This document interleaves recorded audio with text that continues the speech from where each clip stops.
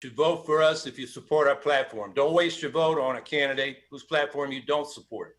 Make the politicians come to you. Don't silence your voice. So what we're talking about are real solutions to 5 life or death issues.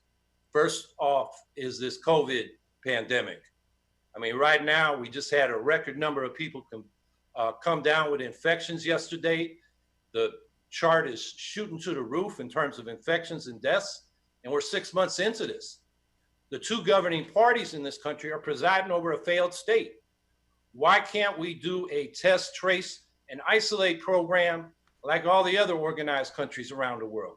It's a total disaster. Trump has given up. He's a loser. COVID wins. And now he's out there like Typhoid Mary holding rallies, making his own people sick. And where the hell is Joe Biden? He's within commuter distance of the White House press corps.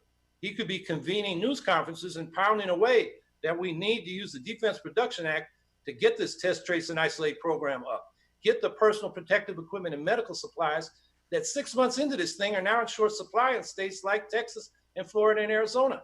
It is a total disaster. So that's number one.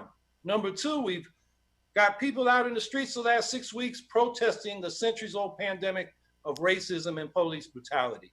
So we're talking about not just reforming police practices, but community control of the police so that they work for us, not for themselves. When they police themselves, they get away with murder. And that's what we've been seeing.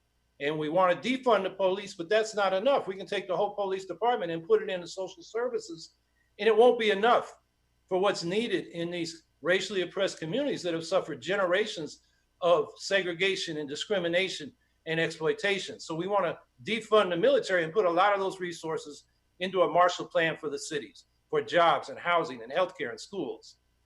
And then what I started out this campaign before these last 2 issues came up was the climate meltdown. Trump calls climate change a hoax, but the Democrats act as if it's a hoax. The proposal that came out last week from the House says we're going to reduce carbon emissions by 37% by 2030. That's not even what the International Panel on Climate Change called for in their last report, which was 45%. We're calling for a full-strength Green New Deal. That's been our signature issue for the last 10 years for the Green Party. The Democrats took the slogan, but they diluted the content. For example, they're not calling for a ban on fracking and new fossil fuel infrastructure. If we go ahead and build that infrastructure, we're going to be locked into decades more of burning fossil fuels